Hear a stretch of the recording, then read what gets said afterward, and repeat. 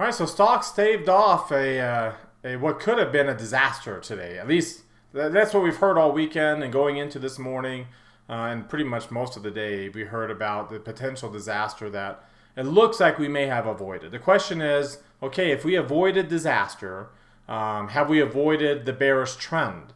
Are we avoiding the trend that could be starting a bear market? So we're going to talk about that. I mean, are we still on a higher volatility regime that could actually take us there? So a lot of these technical indicators, they moderated today. The question is, did they reverse? And we're going to look at them and try to get an idea of whether or not we have actually turned bullish, if we can get back into that bullish camp again, or have we started something here that we're going to have some bullish days, but probably not bullish enough to end what we have started, at least for the more immediate future. So I'm going to break all that down, take a look at the very interesting moves, especially in one particular asset class. It was like, holy cow, did not see that coming. We're going to talk about what that means and why, and what that might mean in terms of how we might be able to trade that. And then we'll take a look at our trade idea of the day, which was in the healthcare sector of a stock that also made a kind of an anti-trend move. And we'll take a look at what we can do with that, considering our broader market posture. So let's go ahead and get started. Today is Monday, March the 13th, 2023. This is the Market Outlook from MarketScholars.com. My name is David Settle. All right, before we get going too far, I invite you to subscribe to our YouTube channel with this icon here, the red subscribe button down below. Click the thumbs up icon to like our video. Comment on anything that stood out to you today. Join our website at MarketScholars.com for free. Follow me on Twitter for more content between the videos from day to day. And join our Market Outlook Facebook group that we've created. All right, if you're watching us here on our blog, check out some of these other things over here on the right, including our Market Outlook live video. Come down to the bottom, click this heart. We got 111. Thank you very much for those of you who like the tweet here today. Again, that goes a long way for us. In fact, what I would say is, if you like us to do these videos, hit that heart. If you don't want us to do any more of these videos, don't hit that heart. That's a really easy way for us to see what you guys think about our videos day in and day out. So thank you to those who do that. That thumbs up icon takes you to this tab. You can hit that like button. Clicking the heart takes you here. You can hit that like button there. Thank you again. And those who don't like that, you can do it right now while you're watching, just with one or two really easy clicks here. All right, let's start off taking a look at the S&P 500 with the market forecast indicators. You can see we continued lower, but just barely today, considering how low we were at the outset here this morning. We kind of rallied up, but then we fell into the close just a little bit, not very much. Ended up being down 6 points. The intermediate line stayed in the reversal zone. We were up high enough that the momentum line got to the 22nd percentile. As a result, we avoided an oversold cluster. We did not avoid it on the Dow Jones. The Dow Jones got an oversold cluster for 2 straight days now. You can see what the Dow looked like there. Pretty much closed right on the open. The Russell 2000 also ended up closing right here on a second consecutive cluster, closed a lot lower, more than 1.5% lower. So 2 straight clusters there, more than 8% below the moving average, really dropping sharply to the downside. Let's go back to the SPX. So you can see, so again, pretty bearish. The market sentiment line is still at the 60th percentile. So again, it suggests that we're not, I mean, we got dark pink shading and a red line. We're on an intermediate decline. The intermediate line is in bearish territory. The question is how long it will last. The last few, I don't think it's going to last the same amount of time as this one. I think it's going to, if you look at, we actually had 3 before that. It's probably going to end up lasting something on the lines of what we saw all 3 of these levels. Now again, you saw some good strong rallies in the middle of all 3 of these. So that doesn't necessarily mean that we're not going to get a near-term move. The near-term line will move up into bullish territory, might even move up into the bearish territory, into overbought zone. But that doesn't necessarily mean we're going to rally and we're going to be back to a bullish posture. More than likely, it's just going to be an opportunity to sell. And I talked about that in Friday's video. You're still going to get, when you get these down moves, when we're on these intermediate declines, and when we're below the 200-day moving average, you're going to get plenty of downward moves. We're going to start getting more 2 and 3% declines. But we're also going to get 1% plus rallies and 2% plus rallies, right? Those, you can see they occur, you get the biggest upward moves, the biggest green bars occur when you're in a bearish posture, not a bullish posture. So just because we rally doesn't mean that we're done. And as much as they bring Tom Lee on TV every time we do get one of these 2% rallies, it doesn't mean that we will be done. Like it just means that we're in a bearish posture right now, and we'll tend to get very strong moves in either direction. The key today is that we ended up at the very low point still holding 3,800. And that's the key, right? That is some very strong support level right around 3,800. We break that, and then things really start to pick up, right? Then we'll start getting the 2 and 3% declines. Until we break that, we're not going to get those declines. We're going to kind of moderate in this area right around today's range, maybe up in the Friday's range. So don't be surprised if we don't rally for a day or two as things settle down until there's some kind of catalyst. Now, maybe that catalyst will come as soon as tomorrow. Maybe the catalyst won't come until the FOMC meets and they decide to do something that the market's not really priced in. Or maybe that catalyst will be going into that meeting as the odds of a rate hike come back up again. The odds for no change really got up pretty big today. So it's we were very, very volatile in the Fed Fund futures throughout the day today. So you saw the Dow Jones. The Dow Jones, like I said, a second cluster, breaking below important moving averages too, kind of sitting on that 3,200 level, 31.8. But you see once you get below that, that's the 38% retracement of this entire decline. Once we get below that, then there's no support down here. You do have support on this intermediate basis back down to 30,800. So you got some room to run on the Dow Jones before you find some significant support. The NASDAQ, remember, has been the most bullish, right? It's been the I guess you could say least bearish. We finally do have dark pink shading and red line now for a second day, but today we rallied almost 1%. The NASDAQ did. The intermediate line still falling, still in bearish territory, but market sentiment is actually still rising, well into bullish territory. So we'll see how things change here. Of course, the Russell, much more impacted by financials weakness, much bigger decline. You can see breaking support. We already broke the 38% way up here on the long-term decline, where the Dow just barely did that. We also have already broke that 38% retracement of this intermediate decline. So we are now, on the cusp of really, like we broke the 23% retracement as well. The Russell 2000 is on the cusp of really being significantly bearish. We'll take a look at that more here in a second when we look at the moving averages. All right, now let's take a look at the weekly chart, and let's take first of all look at the S&P. I told you this candle will start the week off relatively big, and it is. I mean, that's a big bearish candle. One of our biggest bearish candles that we've had in a while since these bigger than the December decline.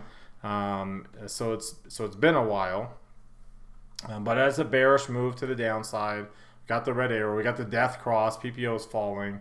I'm pretty darn bearish there. Remember, the NASDAQ never did get the golden cross, and now we're back below the 10 and the 40-week moving averages.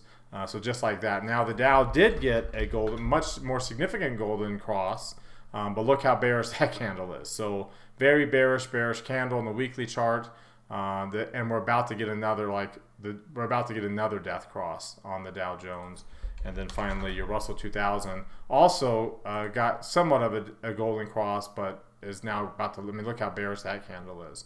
That is one of the biggest bearish candles that we've seen on the Russell 2000. Now, when we've got some of these others that ended up setting that low point there, ended up setting the low point here, and ended up setting that low point there for a while. So we'll see if this one also ends up starting a multi-week sideways move with lots of transition candles. Like all the other candles that got that big did. Now, if I were to go back to, like, say, the financial crisis, just to kind of give you an idea, it doesn't have to stay this big. Now, this is a pretty big candle, and it has, again, set some lows on other corrections, but it also has gotten worse during COVID, and it got worse during the financial crisis. So it can get bigger. I think more than likely we'll probably start to stall a little bit and get some transition candles, but not a reversal. More likely a transition into more bearishness eventually is what I expect we'll see there. Looking at the 3 green arrow charts, we have 3 red arrows across the board. So we are on a bearish trend, right? We're on a bearish intermediate trend. Bearish decline to the downside. Of Of course, your S&P 500 is below the 200-day moving average. We're below the point of control. The 8 and 17 days now have both crossed below the 50. The 8's working its way down to the 200. We are well below. The MACD, look how negative the MACD is. It's not the most negative it's been, so it can get more negative. And you can see the histogram is picking up steam. That means we do have some bearish momentum to the downside. You can see you have, stochastics well in the lower. So in fact, we did get a new 4-week low point today. We'll come back to that, but we also filled in whatever gap we had today. So we're set up. We don't have to anticipate a bullish move eventually to fill in the gap at any point in time. So that's the S&P. IWM, you remember, is way below that 200-day moving average. Right, it's a lot more significantly below that, as well as the point of control, and it's moving down towards those December low points. The diamonds, you can see, is also below, and the diamonds are the worst, right, because there's no support down here. That we rallied so much, and now you're breaking some important support. At least you can be breaking some important support, and you're setting yourself up for some major moves to the downside on the diamonds. The Qs are barely below them. In fact, we finished above the 200. We finished above the 200 and the 50-day. Still below the 8 and 17. They're still below the 30, and they're falling. We're below the point of control. But you can see how, again, until you break that 50 200-day moving average in this Fibonacci level, you can see how it's going to hold up better. But once you break that, and then once we break these June lows, as you can see, if I go out long term, once you break those October lows, there is no support down below it. So that's when it will pick up the pace. And that's where the diamonds will find some support, right? They'll find some support a lot sooner because it didn't go up as much off those pre-COVID highs. This October low was at the pre-COVID highs for the diamonds, whereas the Qs, there's the October lows, is still well above its pre-COVID highs.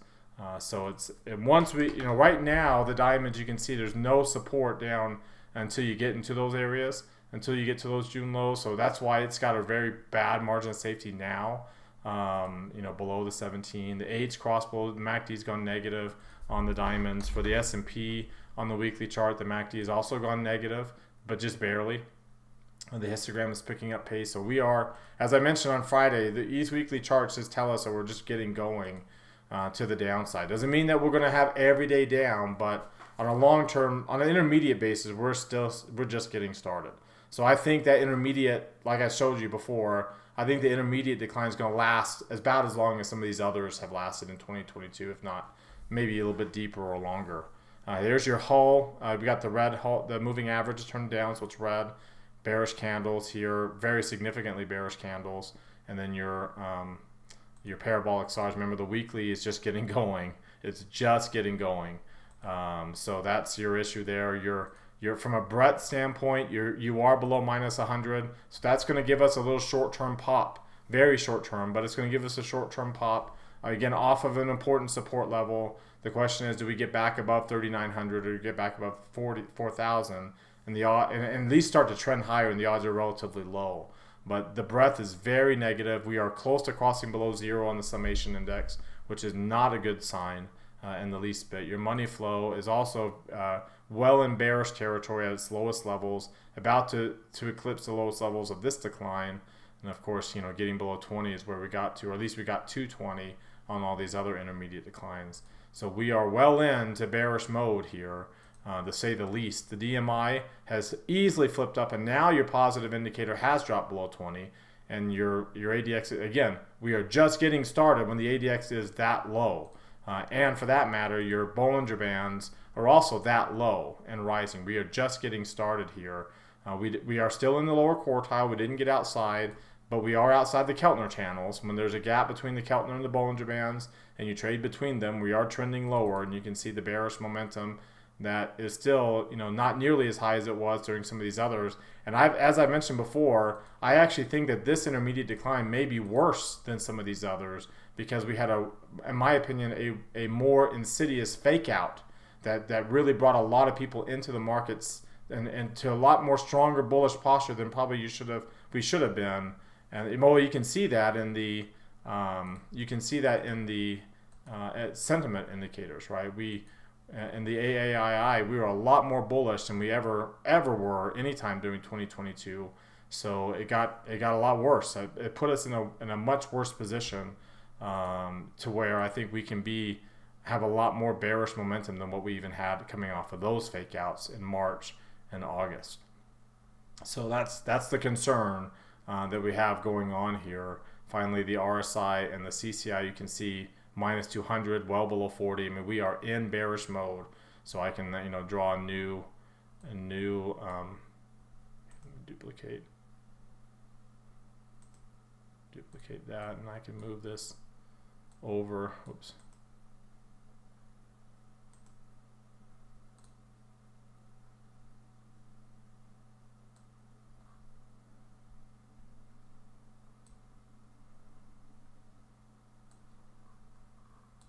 There we go. So I can move this over here and just leave it there here. And so yeah, there's our new bearish trend that we've been on as we crossed below 50, and then now it's been solidified with below 150 and below 40 on the RSI. So you can see how we are really moving. We are in a bearish mode. Lower highs, lower low. We did not close below Friday's low, so relatively good sign from that perspective. We are below the 4-week value area, well below the point of control at the midpoint.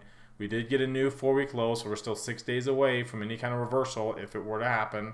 I don't think it's likely. I still think you have the band. I think the price channel still has a long ways to go. I think we can come close to doubling its current width, which most likely means, because we're not going to expand this to the upside, that we have more downside left to go before we get too oversold on the short term. You saw the volume, excuse me, the volume and the trading range. We're stronger today. Again, we had 1.5 times average volume, but not as much as we had on Friday, 155 million. The range was at just under 10 points there, 9.74. So both those numbers, 155 million, a little bit off the charts, 9.74, not off the charts. So these are strong numbers that can bring these lines higher, but not so extreme that we just bounce off immediately. Really, the only extreme thing that we see that we can bounce off immediately is how many oversold clusters we're getting, as you see in the email that I send out. We got 140, I believe, oversold clusters in the S&P 500. We had close to 300 in Friday's email. So that's an oversold sign, as well as I mentioned, that McClellan oscillator getting below minus 100. And then finally, this, I don't think this is updated yet. Yeah, it hasn't been updated quite yet for today. Still has to duke up both the NASDAQ and the New York Stock Exchange, NASDAQ Composite. So it'll probably be updated to even more negative number, but that's a pretty low number as well, again, for how dramatic and for how bearish we've been. So we are in a bearish mode. Volatility jumped up, did not jump up. I mean, it pulled back, so we avoided extremes, right? We actually got up to 100% again. Got up above 100%, but then stayed. So we ended up closing again not above 100% because of the coming off of the highs. And you can see the correlation still very strong to the VVIX. The VVIX also jumped up but pulled off of its highs, but still at 115. That's the peak of the bearishness that we saw, the volatility that we saw in that move, as well as in that May-June move. So it's, we are high. We can get higher. This isn't the highest. Right, here's where we're at. But again, remains one of the bigger and now 3-day moves. Here, let's actually change this to rate of change, and then go to a 3-day chart here for the VVIX. So here's our 3-day rate of change on the VVIX, and again, is probably the biggest 3-day change. Looks like we had we had in 2018. Things kind of hit the fan, and it got a little bit higher than that on a 3-day basis. And then looks like right here in 2015, things hit the fan, and we got up to really high levels. So there's 2 instances in the history of this chart that we had as big of a 3-day move, and this is probably the lowest level that the VVIX actually got to on that move, which again to me tells me there's more upside to the VVIX to come. And of course, considering the correlation, how correlated it is to the VIX, I still think that there's more upside to the VIX left to come. You can see, again, we haven't even closed above 100% yet. That's pretty significant. And if you look at the VIX here, we are above the 200-day moving average, and the 8 and 17 are moving up. But you can see once you get above these lines cross, the 8 and 17 cross the 30, we can be bullish for a while here. And I think we're going to trend upside. There'll be ups and downs, but I think we're going to be trending to the upside now that 30 crosses above the 50 at these really low levels. See, we crossed above the 50, but way up here. We crossed above the 50 over here, way up here. We're crossing above the 50 way down here with a big gap between the 50 and the 200. Again, means I think we can be trending a little bit longer than what we saw over here, and maybe with a little bit bigger move than what we saw over here, considering how high the VVIX is and how much potential it has to continue to move. So again, I think we are currently on the move. For those of you who have paid attention to me, as I define bear markets as when we get below the 200-week moving average, and there's a move I call the move to and through the 200-week. It's a transition move where the correction bounce fails and we turn from what is a correction in a bull market to the beginning of a bear market where you trade below the 200-week moving average for an extended period of time. So that starts with a transition move, a move to and through, where now we're no longer a bull market, we're in a bear market. And I believe we're already in that move. And as I showed you before, the Russell 2000 already is below its 200-week moving average. And these lines are close to crossing below it as well. So again, that kind of goes to show just how bearish things are. All right, now let's take a look at what's driving this price action. Of course, we know it's a big jump in volatility, right? And what's interesting is gold is rallying not on an increase in inflation expectations, but actually an increase or weakness in the dollar like it did over here, but obviously an increase in fear, right? So gold really, it's got your best 3-month return now. Stocks have a negative 3-month return. The Qs don't. The Qs still have a positive 3-month return, and developed markets do as well, but emerging markets are down. IWM is down 4%. Real estate really getting hammered, and bonds over the last so many days have really gone up to the upside, coming off of that March 2nd low point. If you take a look at here from March 2nd on, so let's come over here, March 2nd on, so March the 3rd on here, you can see that bonds have really been the biggest mover up to the upside. They were really move up today because yields dropped, but then yields rallied off of their lows, and we still finished with a 6% move up, and gold up 4% now. And if I just look at today alone, here, let's go look at just today. Look at a few minute chart. You can see gold's your biggest winner. Bonds are up huge, but off of their highs. IWM is down, not at their lows, but they're down at the lows of the afternoon. And the dollar was down all day long and didn't move. So the dollar was really weak. If you take a look at who the dollar was weakest against, so let's look at a currency comparison here. You can see the Mexican peso getting hammered over the last few days because it was so bullish, right? You can see the dollar was pretty sideways. Remember, I was flat and down, but it was down against the yen, which is up here, the Swiss franc, the pound. You can see down just a little bit against the euro. So not very much. The Mexican peso really dropped sharply. So that, again, that was your biggest winner to the point where CNBC had it on as the Mexican stock market is a great alternative to the U.S. stocks. And since then, just getting hammered.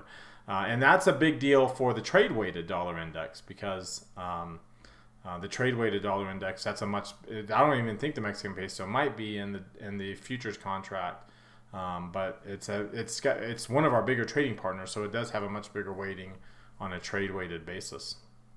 So that's your biggest moves going on in other areas. Again, there's your weakness in the dollar coming down to support essentially. So as of right now, it would just be considered a pullback. We'll see how long that lasts. Of course, bonds really rallied up, got above their 200-day moving average, pulled back a little bit there, back down to below the 200-day moving average, but still in between the 50 and the 200. MACD still rising, stochastic still moving, big move in volume, trying to eclipse this, kind of got caught up in that volume node there. There's a lot of volume up here at these highs, so it's going to need some bulls to push you through. But you can see they were there early in the morning, and we'll see how they perform. What really made a big move today was Bitcoin. Bitcoin shot up like a rocket. So again, remember, a lot of these banks had some issues with Bitcoin and again, saving those, like avoiding any kind of contagion. The Bitcoin market really took that as a very positive sign. Rallied back up through all the moving averages. All in one day, you're back above all those moving averages. Now, you're not back above those highs. You're not back above this point of control. But if it were to get above this 24,500, you can see it goes all the way back over here. If it were to get above this, then Bitcoin can take off like a rocket. Like, again, I don't use that too often because a lot of people use that in this space. But you can see it can really get up towards 36,000 before you know it. I don't think that will happen because I don't think that that end of the risk appetite scale is going to have enough risk appetite. So I don't think it's going to happen. And I think on the flip side is I think this is actually a really good selling opportunity near these highs. Hit a big move, big above average move, right up to resistance. I don't think it's going to have the fortitude to actually get through here. And if it does, then we'll know really quickly. And then again, there's really good upside. But if it doesn't, then if it can't break through, then of course, now it's not going to tank, but you can see the range that it can trade in between 25,000, a little bit below 25, and just a little bit below 20,000 before it meets some very significant support levels. So that's kind of the range that you would expect it will stay in. So selling the top, buying the bottom until it breaks out one way or the other. Let's take a look at how the sectors move today. So you can see they're all falling. Financials, not surprising that financials is the sector that did the worst by far, really getting beat up here. But you can see that we had a big drop, the 4% decline today alone. Again, it dropped the most early, but then it rallied and then it came back down and closed near its lows. Energy also has been a big winner during this rally in stocks. It pulled back, and then of course your interest rate sensitive areas did better, including real estate this time. Real estate's kind of been caught up, but you can see technology, discretionary, communication services also did okay. So not surprising to see your safe haven areas outperform, but what is a little surprising to see these other cyclical areas in the NASDAQ oriented space outperform too and gain today on this as bad of a day, whereas your cyclical areas in this front, industrials and materials, financials, energy, they have been the worst, right? So if I were to go out to that October 13th low of, here we go, October 22nd. So that October 12th low point where we bottomed and it started to rally. Well, remember, they were the biggest winners. And so now it's not surprising to see they're the ones that pull back. Let's just go to an hour so I can take away some of the choppiness there. They're the biggest losers now because they were the biggest winners. Even up to here, just recently, they were the biggest winners until, what would that be, March the 6th. And then from then on, they've struggled, right? From, was that March the 6th? Yeah, right at the open, March the 6th. And then they have struggled ever since. Have been on a decline. So that was a week ago. Industrials, materials peaked a little bit earlier at the end of the day on that Friday. And then that's industrial materials and energy down here has been lagging. So those were we were not led higher by discretionary and communication services. Technology either. It caught up pretty quickly here in January and is still holding. In fact, it's got the best 3-month returns, whereas discretionary now is negative for the 3 months. It's the first sector that's below that October low point. And then you can see financials is gaining ground to the downside very quickly. Having been one of the top sectors, now is actually one of your worst sectors, catching down to energy and catching down to healthcare and communication services there. Speaking of healthcare, that's where our trade idea of the day is. I'm going to take a look at Moderna. Moderna had been really, really bearish, but it caught a really good bid today and closed above a lot of highs and filling in this gap right here, at least the rest of that gap right there. On February the 24th, this kind of post-earnings gap. So really, really good move there. It had been really bearish, but if you look at the breakout it's had today, it closed above the 8 and the 17-day moving averages, closed above the point of control, cleared the top of this volume node with what was a converging MACD now turning divergent because it's above the moving average and rising. Stochastics also above its moving average and rising. And at the same time, you have some real significant volatility. So, and when you got this volatility on Moderna, with the as high as the bandwidth as the ADX is, and as high as the DMIs were.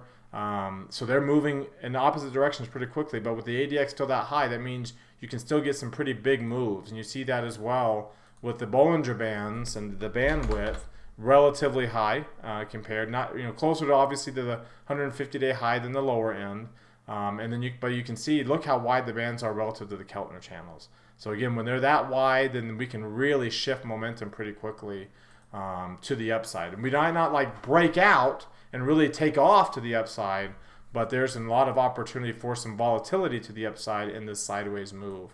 Looking at the RSI and the CCI, that they had been in bearish levels, now flipping that around and going to up to the higher levels. And then your Ichimoku cloud here, still a very strong bearish trend, still very strong negative 3 month rate of change, but getting above this green line, and as far below that as we got, and as far down that is to price, we have an opportunity to kind of bounce back up towards it and break this bearish trend that we have and get going. So what I decided to do is, instead of being too aggressive on the bullish move, I decided to do a bull put spread at the money. So we're going to buy sell the 150, buy the 145. So that gives me for half my normal position sizing for this type of trade, because of its kind of more speculative directional nature. I get a better return than what I normally get, but also I get the opportunity, if this does take off and we get up to the $235 gain before I get to 20 days expiration, I can roll those strikes to a new 30 delta and try to get another maximum gain on top of this. But at that point, probably for a maximum reward, so adding my contracts to a full $1,000. So it ultimately probably end up doubling my return for this, a little bit more risk, but at that point we'd have a more established bullish move. Again, if we get to the maximum. So that's why I like this short put, because it gives me the ability, with the way that we use short put verticals, to roll the contracts if we're still outside of that 20-day window, versus say a long call option where I just take whatever return I get and then just be done with it. So that's kind of I'm opening that up and allowing myself the opportunity to make more on this if it does what I expect it to do, and if it does it relatively quickly. All right, well, that does it for today. You've heard from me now. Now I want to hear from you. Use that link popping out in the top right corner of your screen. That takes you to our Market Outlook forums. Open up any new thread there with any questions or comments you have. Reply to anybody else's threads, and let's keep this conversation going in between videos. Again, thank you very much for watching. Remember to subscribe to our YouTube channel. Hit that thumbs up icon. Like our video. Also, subscribe to us at MarketScholars.com for free. Follow us and like us on Twitter and Facebook as well. Have a great rest of your Monday night, everybody, and we'll see you all next time.